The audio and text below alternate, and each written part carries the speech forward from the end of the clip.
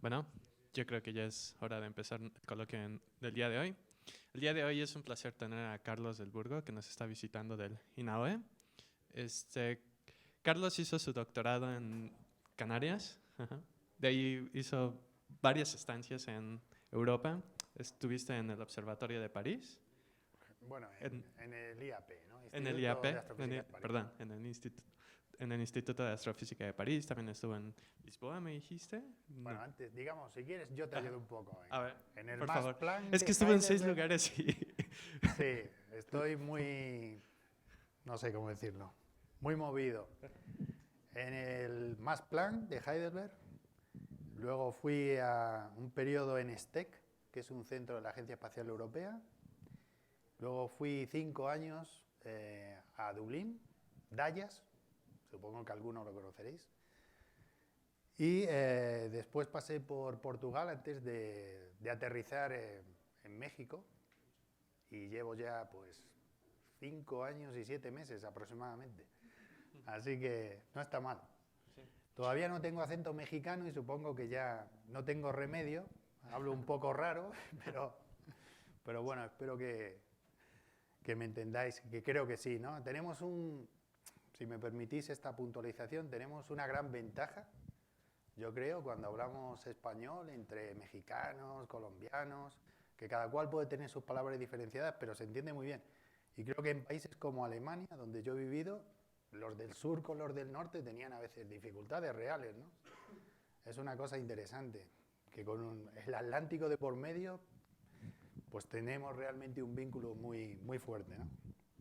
Entonces, bueno, el día de hoy nos va a presentar su plática titulada Testing Stellar Evolutionary Models from Detached Eclipsing Binary Stars. Pues muy bien, muchas Por gracias. favor.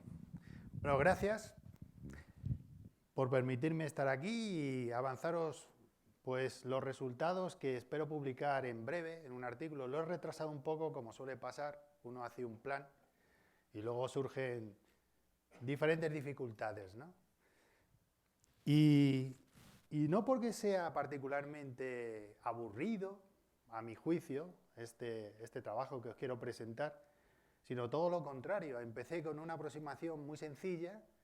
De hecho, la charla está dividida un poco así, ¿no? Con la motivación.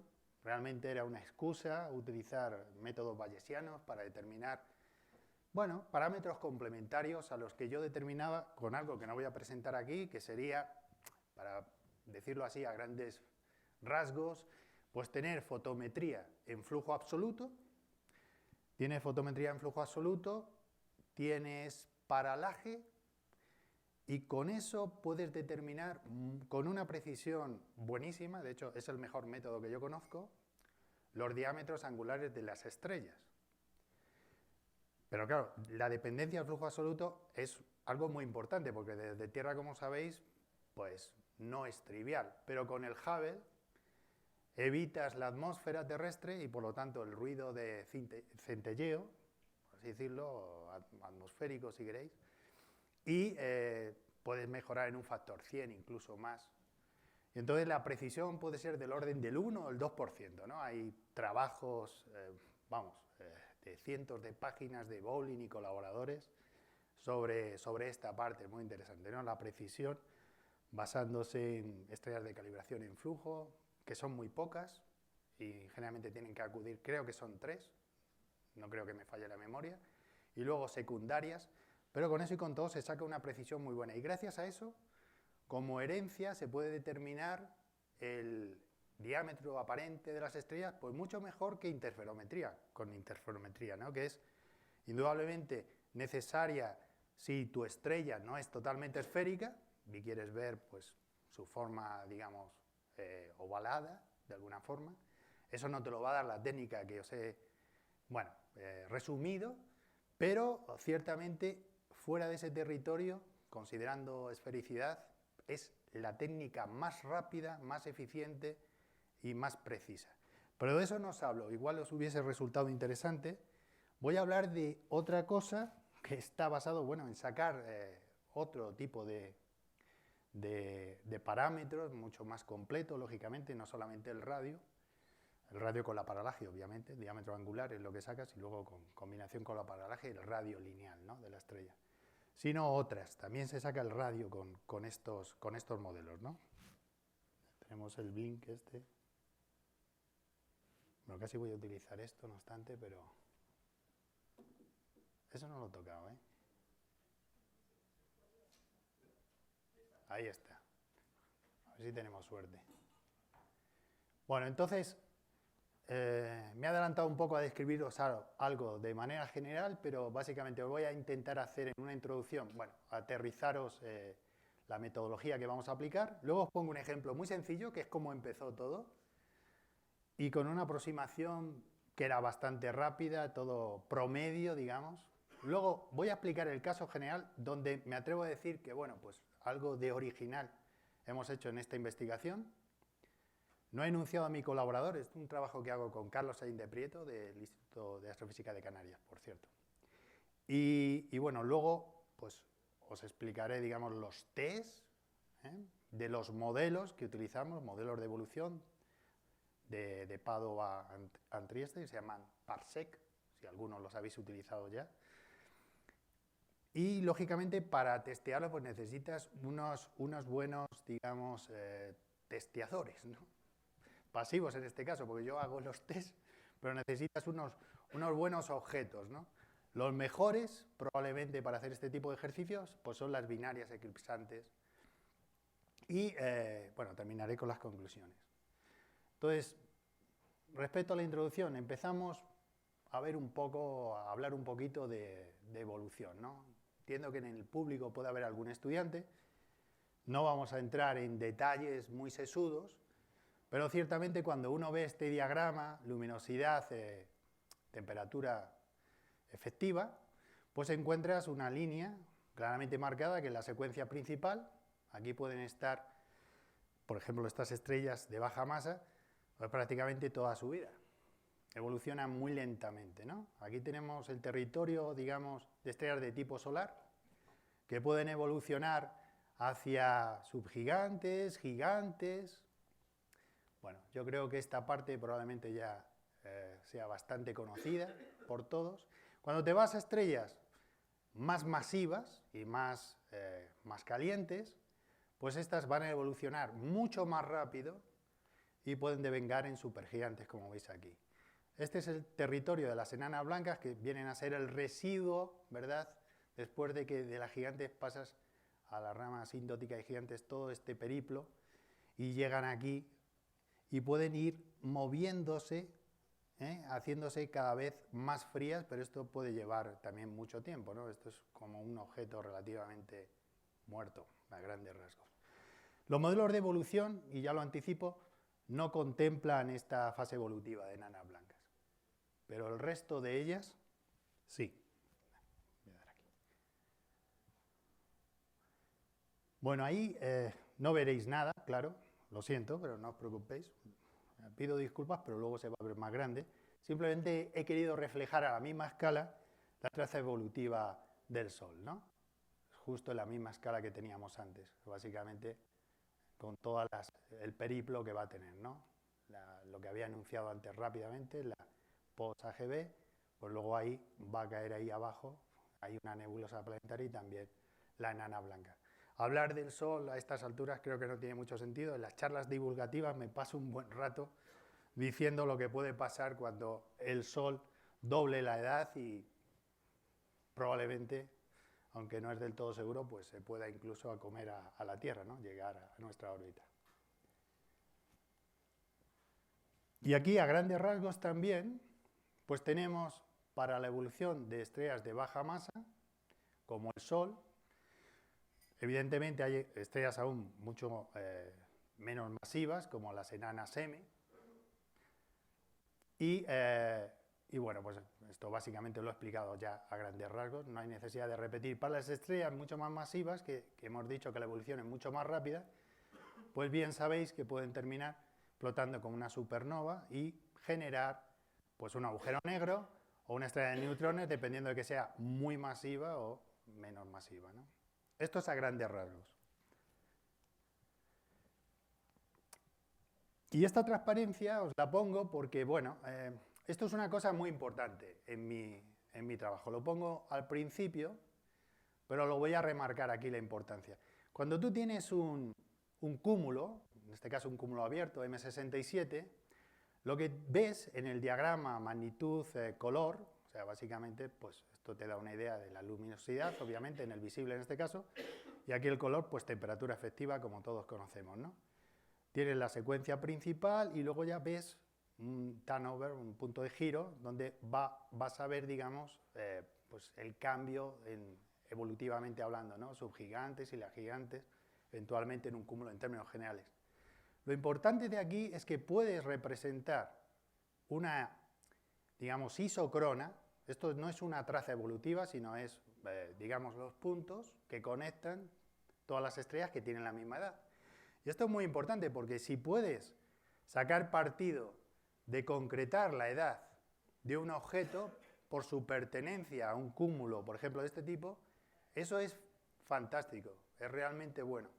El problema es que no tengas esa posibilidad, porque vas a tener una gran degeneración a la hora de determinar tus parámetros, lo cual intentaré explicaros de una manera visual aplicando la metodología.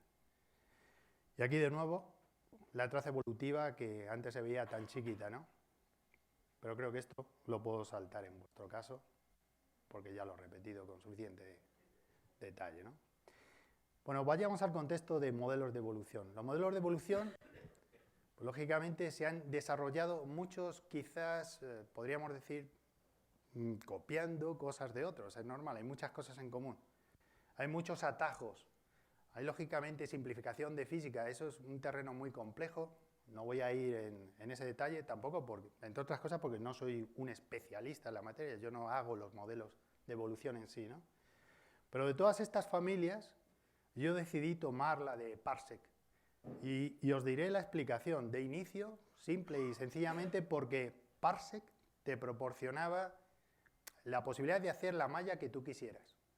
O sea, con los pasos que quieras, ¿no? La definición, el salto en temperatura efectiva, en lo que tú quisieras. Software, ¿no?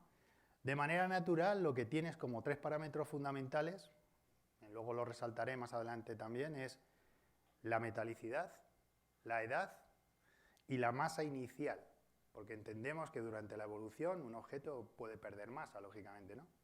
Que generan, pues, envolturas alrededor de la estrella, etc.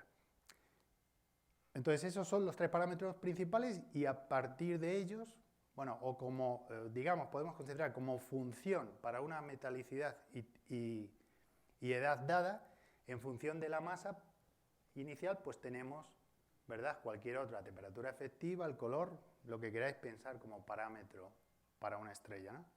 Entonces utilicéis estos, ya digo, por una cuestión de funcionalidad, ¿no? Y luego empiezas a descubrir, pues, realmente cuán buenos son esos modelos, ¿no? Y sobre eso es lo que básicamente voy a insistir durante la buena parte de la charla, ¿no? Entonces ya he dicho básicamente en qué consiste. Bueno, tienes isocronas, también trazas evolutivas, eso es cierto, puedes pedir lo que quieras, ¿no? Puedes quedarte en un segmento muy parcializado diciendo, bueno, voy a ver la traza evolutiva suponiendo que mi estrella con concreción tenga estos parámetros fundamentales. O puedes, digamos, jalar todas las, digamos, isocronas dentro de un rango determinado donde creas que está la solución de tu objeto. O puedes, como yo hice, bajarte todo. Lo que pasa que tienes que decidirte en cuál es el grid más oportuno, ¿no? Yo os enuncio ya que tomo saltos en edad que son del 5% respectivo a cada punto. En masa, que es del 0,1%. Y en metalicidad, bueno, ahí soy un poco más, digamos, precavido, depende observacionalmente dónde estés, vas a tener más precisión o no, ¿no? En torno a las estrellas de tipo solar, digamos, metalicidad solar, pues puedo tomar 0,05 DEX y eso funciona bastante bien. Eso es una cuestión que al principio, pues, me costó simplemente probar y ver lo que era más adecuado, ¿no? Incluso tomaba mallas lineales. No es que sea muy divertido, pero tienes que pagar ese precio para realmente controlar el resultado, ¿no? Y poder luego decir realmente cuán preciso es tu modelo, porque puedes introducir tú algo, un pequeño sesgo motivado por el método per se, ¿no? Bueno, aquí una presentación de los modelos Tenéis la, digamos, presecuencia principal. Este es justo el último estado y solamente aparece un punto para cada isocrona, así que podéis ignorarlo. Lo he puesto aquí simplemente por una cuestión de referencia. Pero yo no voy a estudiar este caso. Igual que dije que las enanas blancas, porque no estaban contempladas en los modelos de Parsec. Estos sí, pero si no lo solicitas per se, solamente te va a dar el último punto, ahí para. Entonces, la secuencia principal, las subgigantes, las gigantes rojas. Esta es una fase que luego igual va a ser sorpresiva, digamos, o sorprendente, mejor dicho, por el resultado que va a dar en términos de precisión de los modelos, pero es la etapa donde se quema helio en el núcleo. Y luego aquí, bueno, pues la fase temprana de las AGVs, ¿no? Muy bien. ¿Qué podemos decir de Parsec en términos generales? Pues de una manera práctica, para cualquiera de vosotros que quisiera usarlo. De hecho, me consta que algunos de los estudiantes del instituto están trabajando con este tipo de modelos, ¿no? El caso del grupo de Gillen, sin ir más lejos. Y aquí tenéis, bueno, unas referencias clave. Evidentemente empiezan primero las primeras versiones. De hecho, esta no es la primera en sí, pero es la referencia clave para los modelos de Parsec, Bressan y colaboradores 2012. Y luego hay una serie de mejoras y refinamientos, porque evidentemente no voy a ser yo el primero en que trató de verificar la validez de los modelos, ¿no? Ellos lo fueron diciendo y fueron mejorando. Los modelos se nutren obviamente de las observaciones, ¿no? Y tratan de reproducirlas. Entonces, como ya había anunciado, básicamente tú tienes edad, metalicidad inicial y la masa inicial. La metalicidad, por cierto, no dije antes inicial, no subrayé eso. Yo voy a considerar que no hay evolución en términos de metalicidad, que la metalicidad va a ser la misma. Eso es realmente algo relativamente complejo, si quieres ir con más precisión que considerar que permanece constante. Pero la masa sí, la masa cambia algo, no tiene por qué ser de manera muy, digamos, discrepante la, digamos, actual de la masa inicial, pero sí depende de donde estés. Por ejemplo, con gigantes pues puede ya ser un cambio apreciativo. Y dependiendo de estos parámetros, como había mencionado, pues tienen la masa en el momento, ¿no?, actual, la luminosidad, temperatura efectiva, gravedad superficial. Luego eliges un sistema de interés para ti. Yo, por ejemplo, jalé los modelos para el sistema Johnson-Coulson, por el ejemplo que luego voy a presentar posteriormente. Y ya está, tienes tu malla y, como dije ya, pues experimentas con bueno, pues los pasos que quieres dar, etc. El radio lo determinas de manera trivial, no te lo dan los modelos, pero lo sacas obviamente de la masa y la gravedad, y la densidad media pues de la masa y del radio. O sea, nada sorprendente hasta ahora. Ahora os voy a hablar de la metodología. Antes mencioné la palabra Bayes o bayesiano, método bayesiano, y ahí está la clave, ¿no? Nosotros usamos esos modelos de Parsec y a partir de ellos queremos inferir las propiedades, pues en este caso con el ejemplo que va a ser ilustrativo, HD 209458. Sin dar mucho detalle, bueno, esto es una estrella bastante famosa en el contexto de búsqueda de exoplanetas, porque es una de las dos donde, bueno, primero, porque tiene un planeta en tránsito, porque además, a partir de espectroscopía, se ha podido hacer algo similar a lo que se hace con binarias eclipsantes, ¿no?, que es determinar con suficiente precisión la masa del planeta aparte de la masa de la estrella, ¿no?, por tener, digamos, la órbita bien caracterizada, ¿no? Y eso es muy relevante. La otra es HD 879533.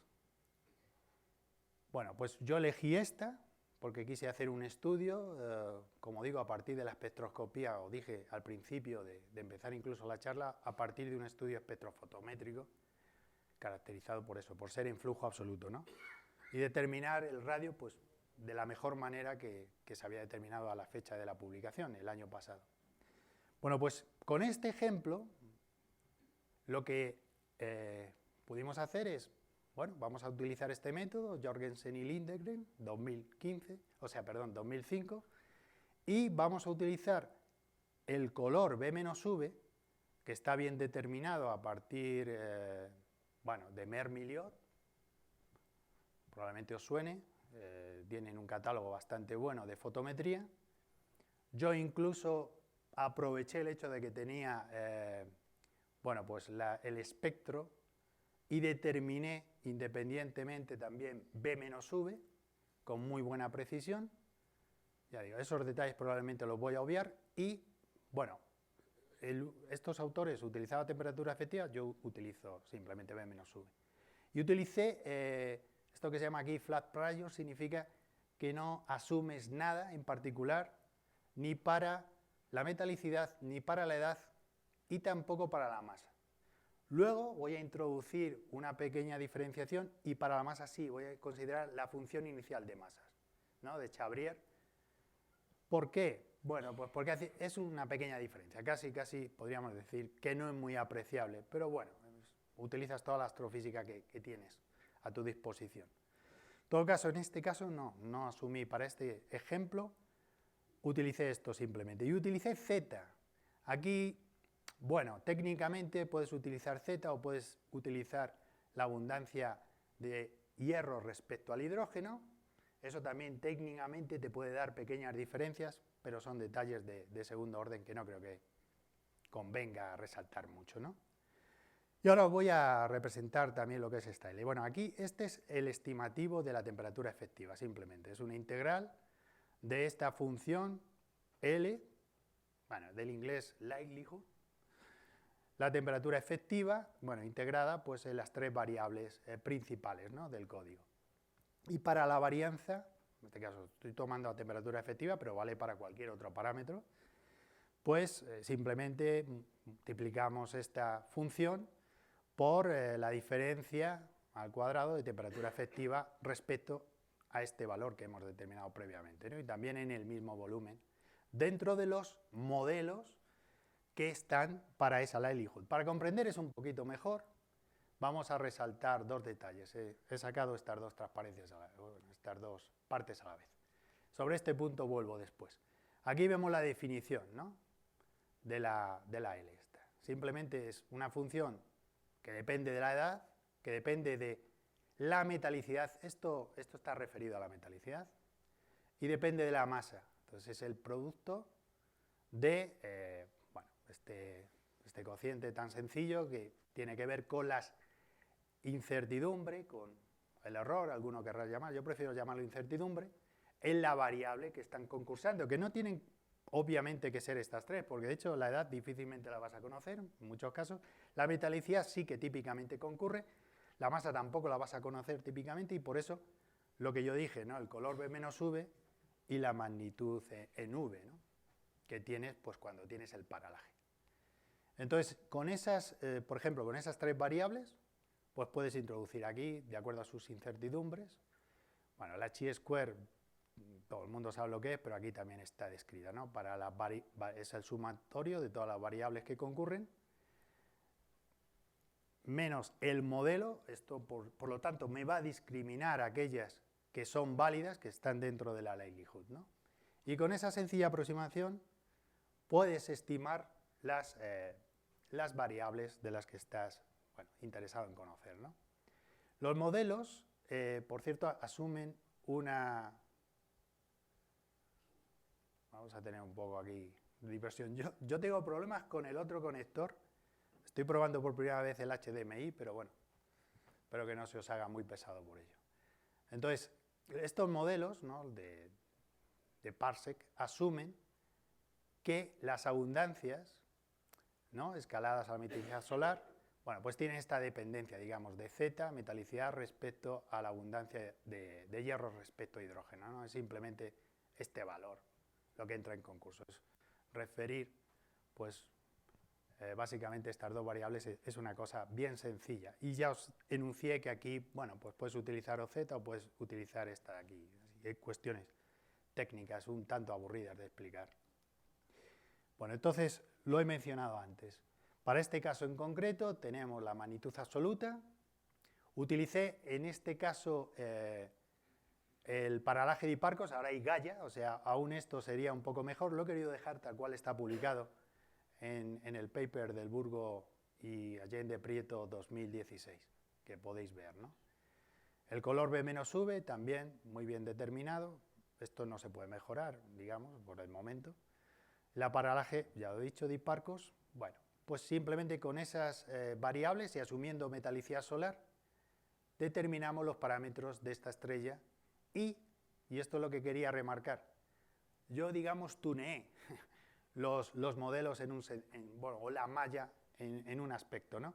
Esta estrella se parece mucho al Sol y se parece tanto que puedes referir previamente los modelos para que te reproduzcan los valores del Sol.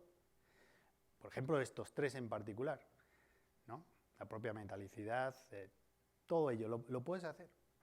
Y eso es muy bueno porque te establece una línea de referencia que te permite decir, bueno, las estrellas de tipo solar, con esta calibración, sin preocuparme mucho más, pues voy a poder inferir los parámetros bastante bien, sin problemas de algún sesgo que tuviera el modelo. Porque el modelo no deja de tener unas, digamos, tablas de calibración que refiere los colores a temperaturas efectivas. ¿Y en qué se basa eso? Pues utilizan cosas ajenas a lo que ellos mismos determinan. ¿Y a qué me estoy refiriendo? Pues, por ejemplo, modelos Phoenix, con el código Phoenix, ¿no? Ellos tienen modelos de atmósferas estelares y entonces refieren las temperaturas efectivas para cada uno de esos modelos, sacan sintéticamente B, V, cualquier cosa y dicen, ah, pues ya tengo esta transferencia. Así se hace, no hay otra forma, ¿no? Y bueno, pues esas son cuestiones que también se podría refinar, atacar para mejorar los modelos en esa dirección, ¿no? Bien, mencionado esto, vamos a pasar a enumerar los valores que yo saqué. Y como os he mencionado un poco lo de la espectrofotometría en flujo absoluto, pues veremos cuán bien concursaban, digamos, eran parecidos estos valores o no. El primero, simplemente, fijaros qué buena precisión, ¿no? Es el mejor ajuste al espectro en flujo absoluto, 6071 más menos 20. Yo tiendo a no creerme valores muy pequeños de temperatura efectiva y me imagino que muchos de vosotros, si no todos, también. Pero esta temperatura es real, ¿no? Tuve en cuenta la propagación de todas las incertidumbres que concursaban, ¿no? La precisión de cada uno de los parámetros del modelo con el que ajustaba las observaciones. Entonces, sin entrar en más detalle, digamos que, bueno, yo me creo, ciertamente, claro, alguno dirá, tú lo has publicado, ¿no? Pero es correcto, ¿no? Son 20 Kelvin. Y luego con con esta sencilla formulita que todo el mundo conoce, basada en la relación Stefan-Boltzmann, pues tú puedes sacar también la temperatura efectiva de una manera muy barata. Os dije que sacaba el diámetro angular con mucha precisión, esta constante es Stefan-Boltzmann, vale, este es el flujo volumétrico, lo tienes cuando tienes flujo absoluto y de manera muy económica saca la temperatura efectiva. Y fíjate tú por dónde, pues claro, es lógico, ¿no? Tiene que haber una correlación obvia, pues son prácticamente idénticas. A ver, con esto otro es simplemente cambiar en lugar del flujo modelo al flujo observado. Bueno, pues también está dentro de las incertidumbres, ¿no? 6064 respecto a 6070, todo muy bien. Y ahora a ver, el modelo de los modelos de evolución, 6099 más menos 41. Bueno, pues uno respira tranquilo, dice, esto parece que funciona bien, ¿no? El diámetro angular que subrayé, no voy a entrar en detalle, pues sería otra charla, pero es el más preciso hasta la fecha, ¿no? Por utilizar, digamos, esa técnica y bueno, unos modelos muy concretos que funcionan bastante bien.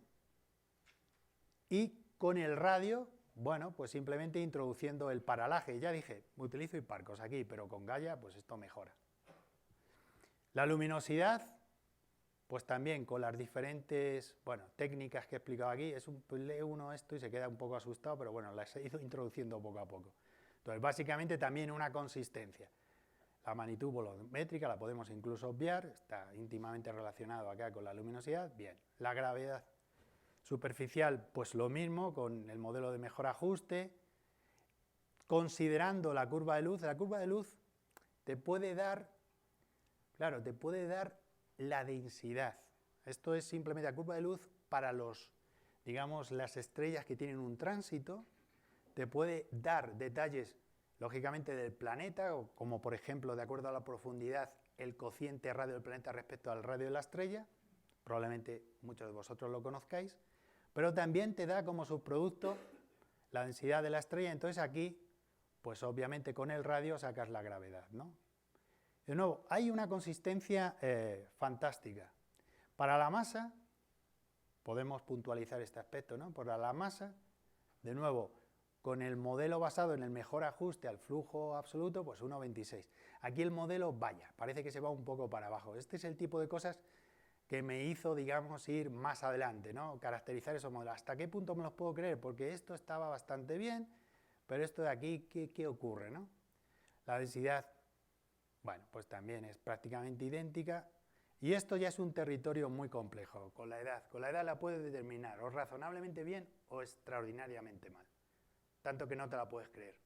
Y yo, no sé si vosotros, supongo que al menos, espero que incluso levantéis la mano, yo también, podéis determinar a veces, o podéis ver, mejor dicho, en los catálogos, edades que no tienen ningún sentido. Para un objeto, uno de vuestros favoritos dice, no, yo sé que este objeto no tiene esta edad. Y le pone una edad vieja cuando en realidad es un objeto muy joven. Eso hay que tener mucho cuidado y bueno, es un territorio que aquí voy a mencionar parcialmente. Vale, esto quizás me lo pase, digamos, por alto. Para los modelos de evolución, antes os había mostrado un diagrama distinto, ¿no? Magnitud respecto a B menos V. Aquí, pequeño cambio, ponemos masa frente a temperatura efectiva. Simplemente, ahora voy a explicar una cosa muy obvia, si veis este diagrama, ¿no? Lo que podéis ver es que en algunas zonas concurren modelos que pertenecen a estados evolutivos muy diferentes, pero están en el mismo punto del diagrama. Eso viene a dar lugar, pues, a una degeneración. Incluso el método bayesiano, pues, obviamente va a padecer de ese problema. Y puede ser un problema muy desagradable, como digo, que tiene un impacto muy fuerte en la edad. Curiosamente, en otros parámetros, sin embargo, no va a tener ese impacto tan grande, pero en la edad en particular, ese sí que es un problema, ¿no? Este es otro diagrama donde se muestra el radio frente a la masa.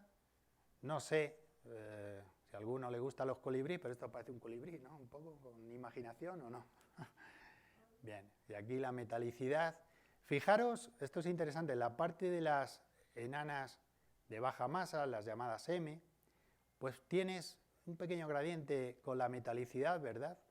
Las de más baja metalicidad abajo, va subiendo un poco hacia arriba, pero está muy confinado la relación masa-radio. Eso es bastante bueno, ¿no? Si te crees los modelos, puedes llegar y creerte, luego las calibraciones, bueno, en realidad te debes creer los datos observacionales que te establecen relaciones masa-radio, ¿no? De ahí viene esto. Pero vaya, el modelo igual pues te da el refinamiento, te pone las cosas bonitas, ¿no? Con la metalicidad, ese gradiente bien marcado. Por eso os he querido enseñar esta figura. Son todos del artículo que espero publicar pues en las próximas, no voy a decir días, pero sí próximas semanas, ¿no? Dentro de un mes aproximadamente. Y aquí tenéis otro diagrama con la masa y temperatura efectiva. Y aquí simplemente también el radio, digamos, referido. Hay poco que apreciar, pero aquí hay radios muy grandes, como uno puede pensar, ¿no? Pues en la rama de gigantes podéis encontrarlo claramente. Pero esto, casualmente, es solamente la secuencia principal. No lo he advertido, por cierto, ya de entrada, pero esto es simplemente la secuencia principal y, sin embargo, fijaros que puede acceder a esta zona. Incluso a Carlos Allende, que está bastante familiarizado con esto por trabajos previos, desde el 99 le chocó. Dice, Carlos, ¿estás seguro de esto? Digo, sí, esto es tomar simplemente el modelo y ponerle un filtro bien sencillo, ¿no? Vale, entonces ahora el núcleo principal del test viene en observaciones. He insistido varias veces, ¿no? Lo importante es que tienes que creer en las observaciones. Entonces, en el caso de binarias eclipsantes, digamos, separadas, pues puedes asumir que consiste en dos estrellas casi como no iteracionaban, ¿no? O sea, están orbitando una alrededor de la otra, eso es obvio, bueno, o alrededor del baricentro, pero podemos considerar, como no se llegan a tocar, pues, bueno, que están como aisladas. Eso es una premisa importante, ¿no? Entonces, uno piensa que pueden evolucionar como si estuvieran, pues, aisladas, ¿no? Si fueran estrellas solitarias. La fase, o sea, el plano orbital está o totalmente alineado o casi alineado con el observador, pues para que podamos ver los eclipses periódicos, ¿no? Y gracias a eso, con las curvas de luz, con espectroscopía, podemos sacar un conjunto de variables pues muy bien determinadas, con muchísima precisión. Entonces, en eso radica esa comparación, ¿no? Bien, ¿qué utilicé yo para hacer este estudio, ¿no? Con Carlos? Bueno, pues DEFCAT. DEFCAT no sé si os suena, pero es un catálogo que tiene 195, es el más completo que yo conozco, ¿no? Tiene 195 sistemas de binarias eclipsantes con medidas en masa y radio para la mayor parte de la muestra con una precisión superior o mejor al 2%. Entonces, eso es bueno pues, para poder comparar la incertidumbre en los modelos, ¿no? Y ha sido regularmente actualizado desde que se creó, pues hace unos años, básicamente partiendo de un catálogo de Andersen y colaboradores, que es prácticamente el que ha nutrido a este otro, a Torres et al. De hecho, es Torres, Jiménez y Andersen, de 2010. Este es muy referido, tiene muchísimas citas, pero este me pareció más completo, ¿no? 195 frente a 94, no lo he puesto, ¿no? Pero 95 junto con Alfa Centauri. Y aquí 84 son en común. Entonces, esto no lo presento aquí, pero hice una comparación simplemente para ver hasta qué punto me podía creer este sistema, ¿no? Y todo estaba dentro de la lógica con unas diferencias muy por debajo incluso del 1% en promedio. Con lo cual, pues le di la validez, digamos, a este modelo, porque no estaba validado hasta ese punto. El propio autor lo indica en su página web, ¿no? Y tiene también una publicación, por cierto, Southwood 2012, no quiero equivocarme con eso. Bueno, DEFCAT, entonces lo que tiene, pues, es una colección de parámetros útiles, ¿no? La masa, el radio, temperatura efectiva, luminosidad, metalicidad. Lo va actualizando, o sea, ahora miráis en la página y la última entrada es de octubre de este año, ¿no? Entonces es muy ágil el que está manteniendo Southwood, que he mencionado, pues el catálogo, ¿no? Hay 77 sistemas, estos para mí son muy importantes, 77 sistemas con metalicidades conocidas, que es uno de los parámetros de entrada que yo preciso, y bueno, eso se puede obtener esa metalicidad ya sea a partir de espectros de alta resolución o si pertenece a un cúmulo estelar, bueno, pues puedes conocer muy bien la metalicidad de otro miembro del cúmulo y supones que al pertenecer al mismo cúmulo pues tiene la misma metalicidad. A veces eso no tiene por qué ser así, pero digamos que en estos casos no son digamos raros, ¿no? Incluso la edad también se asume, mencioné antes, mostrando el diagrama, pues que es igual, ¿no? Obviamente hay casos caprichosos en el universo y eso lo hace interesante. Bueno, pues aquí están todas reflejadas, ¿no? Los puntos abiertos son DEFCAT y los puntos negros pues son Torres. Claro, he dicho que son bastantes menos, aquí se marca la diferencia. Vamos a pasar, igual me está diciendo acaba rápido. ¿Cómo vamos de tiempo? Vamos bien, ¿no? Bueno, aquí tenemos masa frente a temperatura efectiva. Estos son signos de evolución, lógicamente. De hecho, fijaros en la dispersión. No parece tampoco que sea mucha, pero vamos a ir viendo cambios significativos en los diagramas dentro de esta pequeña animación, si se puede llamar así, ¿no? Aquí tenemos radio, temperatura efectiva, la dispersión es mayor. Vemos aquí un grupo bastante nutrido, esto es muy importante, de gigantes, que no tiene torres.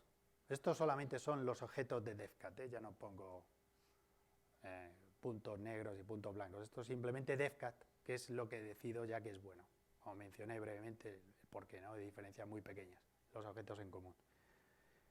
Y pasamos a la siguiente y voilà, con la temperatura, con la luminosidad y con la masa, pues fijaros qué maravilla. En Torres no se veía esto. Yo no lo presento aquí, no por malo, sino porque, bueno, quiero poner las cosas en orden, los pequeños cambios que estoy metiendo en el artículo, que me queda bien poco, pero esto es un signo de diferente metalicidad, es muy interesante, lo explico con detalle en la publicación. Pero esto sí que quería subrayarlo, no sé si habéis visto antes este tipo de diagramas, pero fijaros, aquí he hecho el siguiente trabajo. Yo lanzo simulaciones. Esto tiene cerca de 1 millón. Hoy en día podemos hacer esto. Digamos que hace, no sé, 20 años, pues igual era harto difícil, ¿no? Tenías que tener mucha paciencia o un supercúmulo que entonces era mucho menos práctico. Pero esto yo lo hago con un ordenador. No digo corriente, pero lo que me dio con el proyecto con ACID, pues lo invertí lo mejor posible para tener, lógicamente, una buena máquina, ¿no? Y con ese 1 millón de simulaciones yo conozco de entrada los parámetros y lo que hago es decir, bueno, y de acuerdo a estas incertidumbres, ¿qué me va a inferir mi método con este modelo bayesiano, ¿no? Los puntos de partida son bien conocidos porque son el propio modelo y aplicando la metodología que mencioné al principio, con el likelihood, etcétera, pues ves cuáles son las posibles desviaciones. Se ve bastante plano aquí. Claro, la figura es relativamente grande, pero permitirme ilustraros un poco. Esta zona en blanco está fuera de esta escala, porque esta escala viene a ser más menos 34% respecto a la media, ¿no? Aquí tienes el punto medio, aquí es más 34%, ahí menos 34%. Eso es una cosa saludable, ¿no? Si pensamos en una gaussiana. Pero esto no son funciones normalizadas, nada, esto no es una gaussiana, simplemente utilizas ese recurso para ver el rango que vas a mostrar. Entonces lo que veis en blanco está fuera de esa escala. Es una zona de gigantes importante, pero incluso en la propia secuencia principal puedes tener problemas. Ahora, problemas que se van a ir más allá del 2,3%. No os doy aquí el valor, evidentemente puede ir bastante más allá, pero en casos muy concretos, ¿no? Por lo general, igual aquí tienes problemas del 5%, del 6%. Son desviaciones notables, pero no son alarmantes. En el caso de la edad, estamos hablando de que igual aquí tienes puntos que son el doble de la edad.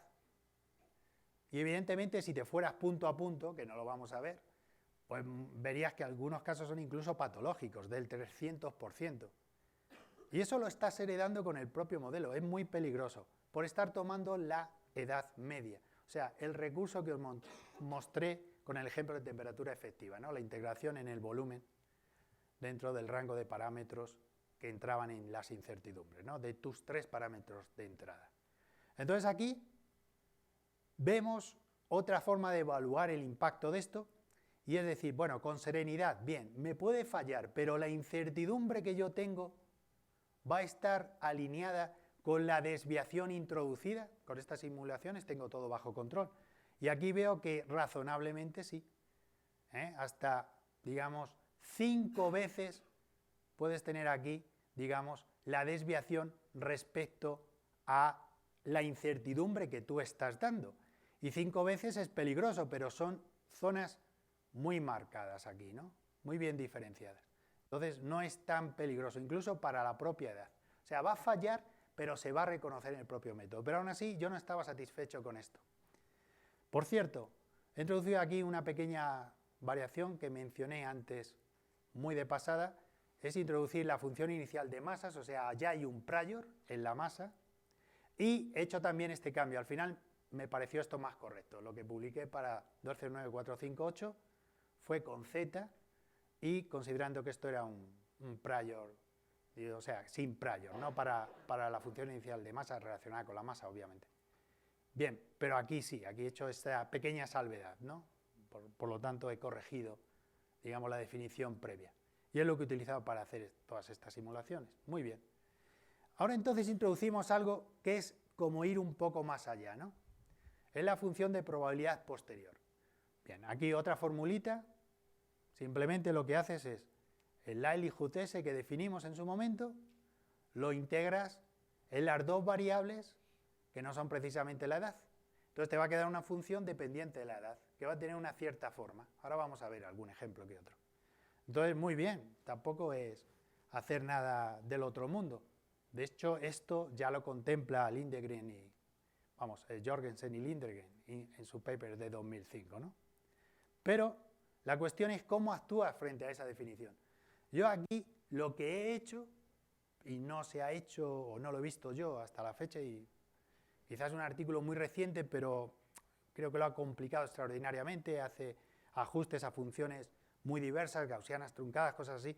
Yo he hecho una cosa relativamente sencilla, pero que es dar un pasito más allá. En lugar de tomar valores promedios, como hice en 12, 9, 4, 5, 8, donde ahí concurre cualquier modelo que está dentro del volumen aceptado por esas incertidumbres, yo quiero diferenciar, y voy a hablar de los peligros de hacer eso.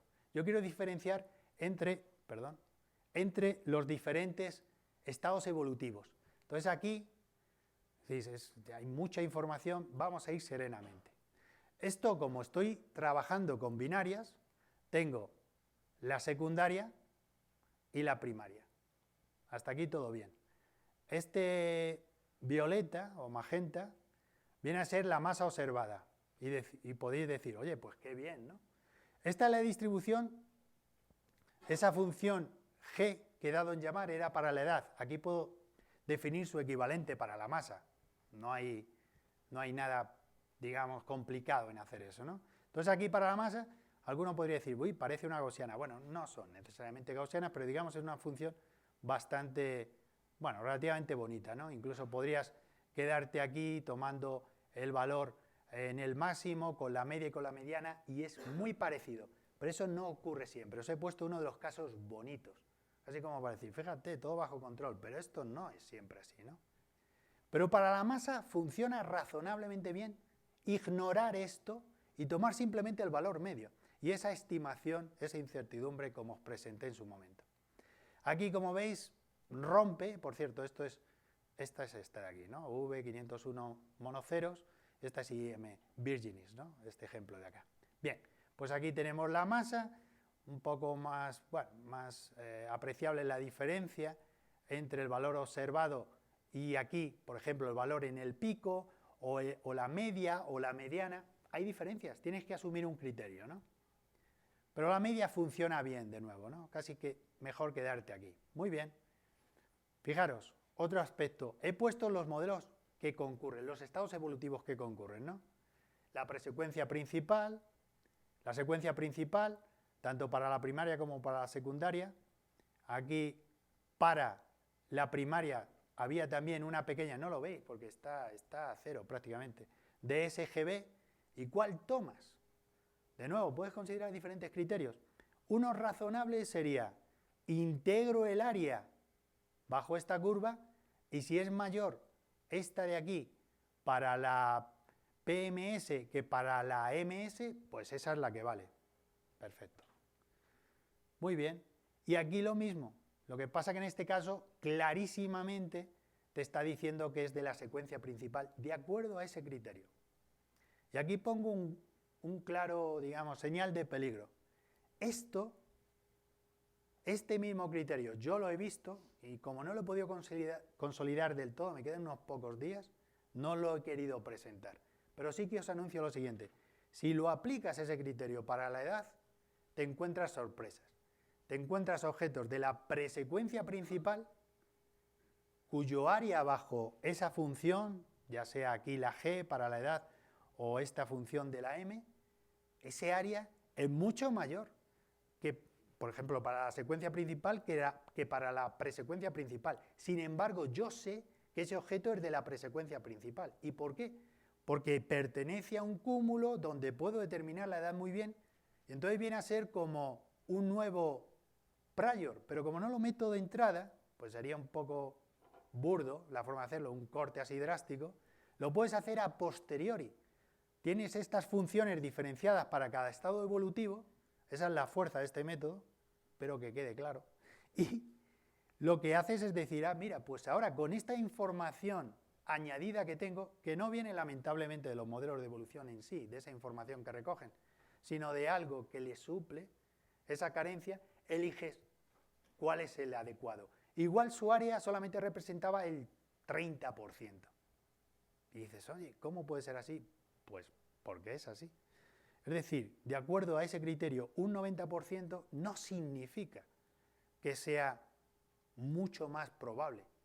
Así por el número, por el indicativo del número. Evidentemente, en comparación es así. Entonces, ¿cuál es la alternativa para la edad? Tomar la moda, tomar el pico, y te sale un criterio distinto. ¿Cuál es el mejor? Pues depende del objeto. Así que estamos realmente en un problema complicado. La edad siempre va a implicar un problema. Tienes que hacer múltiples estudios y los modelos de evolución en sí mismos no van a ofrecer una gran ventaja. Aunque bueno, y este es un ejemplo, por ejemplo, para la edad, fijaros. Aquí multiplico las dos, la primaria y la secundaria.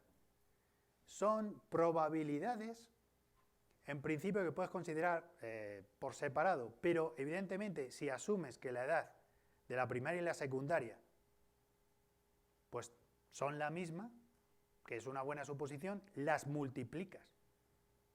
Las multiplicas y entonces te queda más angosta, ¿no? Aquí se ve en morado, mientras que las otras se van un poquito más allá, ¿no? Este es un ejemplo bastante claro que es creíble, aquí no hay preocupación de nada. En este otro mejora un poquito, pero aún así, ¿no? Porque para la secundaria es tal que así, para la primaria es tal que así, el producto de ellas está normalizado, ¿eh? Pues te sale una cosa que igualmente, ¿qué vas a decir aquí de la edad? Bueno, sí, puedes decir 10 más menos 2, una cosa así, pero eso realmente es una buena determinación, ¿no? Pero pensar, de acuerdo, como os había dicho con los cúmulos, como tienes un concurso de las edades de las diferentes componentes, cuando tú multiplicas todas ellas, pues aquí se va viendo un poco la evolución. Tienes aquí como 4 objetos, ¿no? Multiplicas todos ellos y puedes llegar a determinar con una precisión extraordinariamente grande después del concurso de todos ellos, ¿no? Vas metiendo y metiendo y metiendo integrantes y dada la multiplicación de todos ellos, pues te queda claramente una edad muy contrastada. Eso es muy bueno y muy favorable. Esta es una forma de hacerlo. Otros, pues simplemente ajustan una isócrona a la forma en la que os presenté una de las primeras figuras, ¿no? Bueno, vale, esto es ya el núcleo de mis resultados, ¿no? Entonces, tomando como criterio, que no digo que sea perfecto para todos, pero sí en un alto porcentaje, todo hay que decirlo, o sea, os he asustado, pero no significa que no sirva de nada, no. Es para un pequeño porcentaje, pero hay que tener cuidado, ¿no? Con ese pequeño porcentaje. Pero tomando el criterio del área bajo la función, pues aquí para la secuencia principal, estos son los objetos, tenemos la masa modelada frente a la masa observada. En línea discontinua, la relación 1 a 1, y aquí un ajuste pesado donde he tenido en cuenta la incertidumbre para cada punto. Y sale, pues francamente bien, ¿no? Sale muy bien dentro de las incertidumbres, una correspondencia, es decir, te puedes creer mucho el modelo. Bueno, ¿cuán bien? Bueno, pues cuán bien es 2%. Y si os acordáis, el 2% era también la incertidumbre en el catálogo de binarias eclipsantes. Entonces, ¿qué concluimos aquí? Pues que probablemente los modelos aquí poco hay que mejorar, ya están bastante bien finos. Pero si hubiese tomado como criterio, en lugar de distinguir entre los distintos estados evolutivos, el concurso de todo lo que cabía dentro de ese volumen, como hice en 209, 458, me saldría un 5% y pensaría, por la diferencia entre el 2 de las observaciones frente a este 5, que algo está introducido por el modelo. Así que creo que al utilizar esta aproximación diferenciando los estados evolutivos, pues llego a una conclusión que es correcta y de la otra forma hubiese sido una conclusión incorrecta, ¿no? Bien, aquí para las subgigantes y la rama de las gigantes, la estadística es mucho menor. Como veis, hay un número bastante menor de puntos, en torno a 20. Aquí, por cierto, diferencio, simplemente estos círculos son tanto más grandes cuando la incertidumbre es peor. Círculos chiquititos casi no los vais a ver por aquí. O sea, perdón, al revés. lo he ponderado por el inverso de sigma, y luego la probabilidad aquí, simplemente pues cuál era la probabilidad de que fuera o para las SGBs o para las RGBs, ¿no? Pues ahí, fijaros que a veces puede ser muy pobre, ¿no? Entonces esos puntos serían hasta sospechosos, estos dos de aquí, curiosamente en torno al 0. O sea, esta rama es problemática. Aquí los modelos no van nada bien. No van nada bien. Estamos hablando del 16% de error, una cosa así, o del 13%, creo recordar, el último número, teniendo en cuenta los pesos. Si no los tengo en cuenta, hay unas pequeñas diferencias. Efectivamente, se ve claramente, ¿no?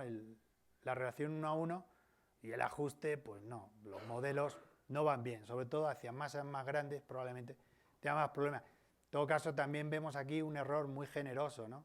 Es la incertidumbre, o sea que casi te ayuda a decir, bueno, te relaja el valor, no te lo da por tan certero, ¿no? Esto es para, interesantemente, os dije al principio, que en la fase en la que se quema helio, pues encuentras casi también una muy buena relación 1 a 1 y un error del 2%. Yo me quedaba aquí impactado, pero bueno, la estadística comparada con la secuencia principal es notablemente menor, ¿no? Tienes una veintena de puntos. Y aquí para las EAGBs no es que haya precisamente muchos puntos tampoco, pero claramente se ven claras desviaciones. Entonces tenemos, digamos, dos problemas en los modelos de evolución, para subgigantes y gigantes y para las AGBs tempranas, ¿no? Y ya estoy acabando. Otra posibilidad que tienes con las binarias eclipsantes, que probablemente todos conocéis, es que se pueden determinar con mucha precisión las distancias, y de hecho luego son calibradores muy útiles para determinar distancias de objetos desconocidos, ¿no? Simplemente amparándote en que tienen una binaria eclipsante, ¿no? Entonces aquí lo que muestro es la distancia que determino frente a la distancia que viene del paralaje trigonométrico. Esto es el concurso de datos de Gaia y de Hipparcos. Aquí sí que he considerado Gaia, ¿no? En este trabajo. Pero fijaros, este es CM Draconis. Y una cosa que está aquí para determinar la distancia, y es lo que quiero subrayar, no quiero ir en todo los detalle, es la corrección bolométrica. O sea, es el paso, digamos, de magnitudes en el visible a todo el espectro, ¿no?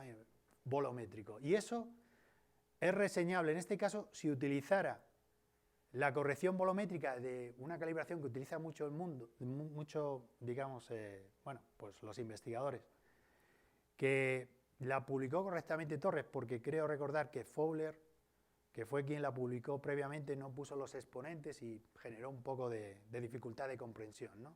Salvo que estuviera familiarizado del todo. Entonces luego Torres recompiló esa misma información, no cambia nada. Y si utilizo eso, esto sale muy mal. En lugar de haber una correspondencia muy buena de 1 a 1 para CM Draconis, me saca una distancia que son como 8 parsecs distintos. Estamos pasando de 6 a 14. Entonces no tenía mucho sentido. Así que yo he utilizado la corrección bolométrica que me viene del modelo. Y eso también mostró pues, cierta, digamos, solidez, ¿no? En el modelo desde ese punto de vista. Es una estrella de la secuencia principal, todo hay que decirlo, ¿no? Y estas ya vemos que las determina muy bien. Bueno, pues conclusiones. El presente trabajo, pues lógicamente trata de inferir y, bueno, pues será para todo el mundo que lo quiera utilizar, obviamente, en breve espero, pues los parámetros estelares que podemos calcular pues, a partir de modelos de evolución contrastados, Parsec versión 1.2, que no he puesto aquí, pero bueno, es importante, para una muestra copiosa, la más grande hasta el momento, de 272 binarias eclipsantes, bueno, estrellas en este caso, ya distingo en estrellas, ¿no? Que pertenece a 137 sistemas. Bien, distancias, como hay objetos extragalácticos, que no mencioné, pero ahora os comento brevemente, de las nubes de Magallanes, pues el rango de distancias es notable, de 1.3 parsec a 2 kiloparsec. Este objetivo lo he podido extender, no he hablado de esa parte, con otras estrellas del catálogo para ampliar la muestra que no tienen metalicidades solares, pero que calculo su distancia y siempre que esté por debajo de 300 parsec, puedo considerar con seguridad que tienen puedo asumir metalicidad solar, ¿no? Pertenecen al disco delgado. Entonces, con esa premisa, veo que verifico los resultados sólidamente determinados para las estrellas que sí que tienen metalicidad. Entonces, simplemente os hago esa reseña. Y bueno, aquí los números, ¿no? Para las estrellas de tipo solar, 2%. También para las que están quemando helio. Interesantemente, ¿no? Sin embargo, entre medias, las subgigantes y gigantes rojas, 13%. Y para las estrellas del brazo gigante asintótico, temprano, pues el 28%. Entonces, hecho esto, pues ya los modelos pueden decir, aquí hay que tocar algo, ¿no? Y luego, bueno, determinamos las distancias, ahí hay un muy buen acuerdo. Prácticamente la mitad de la muestra, no lo subrayé antes, lo digo ahora, tenían paralajes, eso está bastante bien, y probablemente ahora con el nuevo release de Gaia, pues tengamos muchísimas más, ¿no? Quizás para todas ellas, es presumible. Bueno, y también llegamos a distancias de buen acuerdo, en casos muy concretos como CM Draconis que subrayé, gracias a que utilizamos las correcciones volumétricas adecuadas, las que nos da el modelo, porque la de la calibración en ese caso fallaba, ¿no? Eso es un detalle. Y para las edades, os he dicho, hay que tener mucha precaución, ¿no? Es tremendamente complejo, eso es una cosa que espero rematar en los próximos días. Lamentablemente no os he podido mostrar aquí, o quizás afortunadamente, porque me parece que ya alguno dice, es hora de hacer otra cosa. Así que muchas gracias por vuestra atención.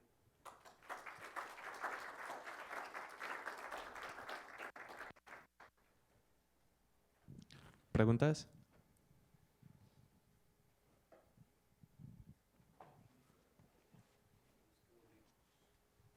Yo creo que te oigo, pero no sé los demás.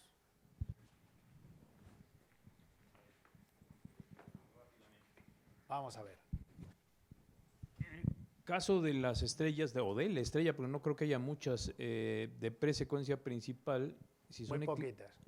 si son eclipsantes, es de esperarse que tengan discos circunbinarios, circunprimarios, circunsecundarios, etcétera, y afecta el eclipse. ¿No sería eso, afecta totalmente los resultados de...? Fíjate que no he mostrado nada de ellas, ¿verdad? No. No he mostrado nada precisamente por esa precaución. No he querido ir en detalle, igual a ti te hubiese gustado, y lamento no haberme referido a ellas en ese sentido, pero sí, son hartamente complicadas. También, como bien sabes, el problema en cuanto a la física de estas estrellas es mucho más compleja para los modelos, ¿no? Entonces, sí, estadísticamente creo que tenía como 3. Con 3 no voy a ajustar a una recta, no soy tan osado, ¿no? Y además hubiese sido ridículo por esos puntos en parte que tú has mencionado, ¿no? O sea, gracias por la pregunta, vaya. ¿Más preguntas? Bueno, yo tengo una. Venga, va. Cuando has mostrado la comparación de lo que obtienes a través de los modelos versus lo observado, ¿no? Sí. ¿Quieres que vaya para atrás? Sí. De hecho, ¿Por ejemplo esta o...? De hecho, la figura en donde ponías los... Bueno, me voy a referir a esta, pero si puedes ir a la figura en donde muestras la distribución de las masas y las Por edades. ejemplo, Exacto. esta de aquí. Esta es una concreta, ¿no? Bueno, o dos ejemplos en este caso. Sí, sí. Cuando uno utiliza métodos bayesianos y obtiene este tipo de distribuciones, sí. Bueno, hay muchas formas de definir qué es lo que vas a obtener como resultado de estas distribuciones, ¿no? Sí. Por ejemplo, a mí me gusta, cuando hago este tipo de análisis, a mí lo que me gusta utilizar más bien es el referirme al mejor modelo como el chi cuadrado que fue minimizado, ¿no? O sea, a final de cuentas también, por ahí la pusiste, ¿no? ¿Cómo es el likelihood? Que es la multiplicación de todos los chi cuadrados que tienes por ahí, ¿no? Del exponente del chi cuadrado de todo. A mí lo que me gusta siempre obtener es el chi cuadrado mínimo como el mejor modelo, y a partir de la distribución de los likelihoods, definir, por ejemplo, en dónde estaba el 60% de los modelos o el 68% de los modelos, ¿no? Eso te define un área en tu espacio de parámetros donde puedes obtener los parámetros que ajustaste, ¿no? Entonces, si vuelves a la figura de los modelos, Vamos para allá. ¿cuánto crees que ahí mejoraría comparación entre los modelos y las observaciones. Bueno, es que en tu punto, si lo he entendido bien del todo, yo creo que hay una cosa que no me has remarcado, que igual lo tienes en mente, ¿no? Si haces una comparación a ciegas, yo creo que sería revertirse a esta ecuación, ¿no? O sea, tú piensas que aquí Ajá. van a concurrir, en principio, todos los modelos. Ajá. ¿De acuerdo? Ajá. Todos los modelos que caen en este cubo de acuerdo al rango de incertidumbres que puedes tener, ¿no? Ajá. Porque la likelihood lo que te está pesando precisamente es eso, la concurrencia basada en el chi-square, básicamente. Exacto. Pero si tú le introduces esa diferencia de decir, bueno, pero voy a hacer este Ujú. ejercicio Ujú. para cada estado evolutivo en particular, lo que yo comparo son de estado evolutivo a estado evolutivo, pues cuál es su distribución Ujú. y cuál es el área que tiene debajo, en fin, eso lo he explicado y creo que te ha quedado bien, ¿no? Sí. Bien, con tu aproximación no Ajá. creo que ganes particularmente. O sea, si tú te vas al ejemplo que hemos mostrado aquí, Ajá.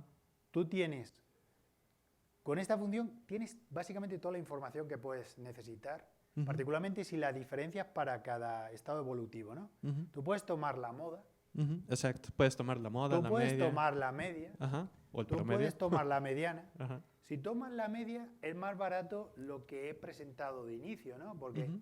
ahí te aseguro que es mucho más rápido el proceso. Cada vez que quieres hacer esto, yo me pasé un buen rato optimizando el código para que fuera rápido, porque si no lo haces optimizando, pues Ujú. igual con Sí. Python, por ejemplo, pues Ujú. te puede salir cualquier cosa, ¿no? Entonces tienes que elegir realmente las funciones más rápidas.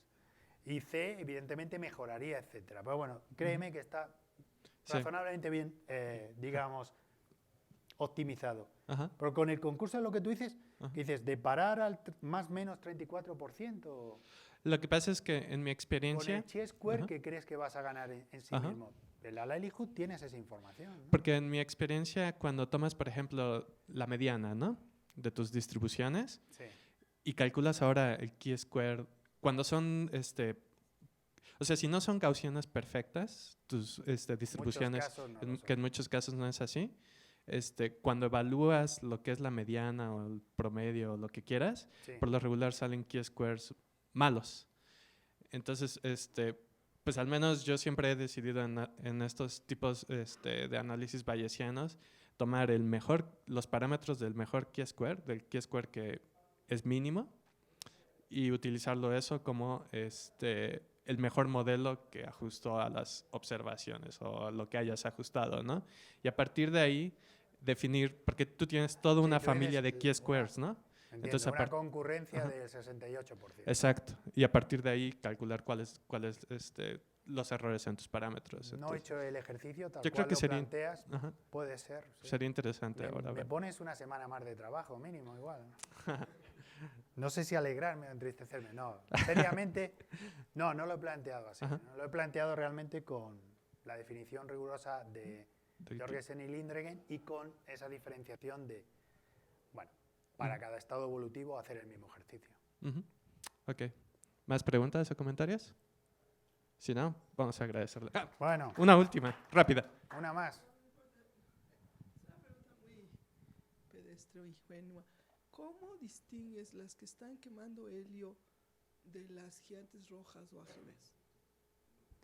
Bueno, pues en el modelo... ¿No están quemando helio esas? No. En los modelos eso está diferenciado. Hay digamos, un parámetro que se llama estado evolutivo que te diferencia si es un 0 es de la PMS, si es un 1 es de la MS. O sea, en términos, digamos, funcionales, así operas. Tú vas a sacar realmente esas funciones de probabilidad para cada uno de estos estados evolutivos.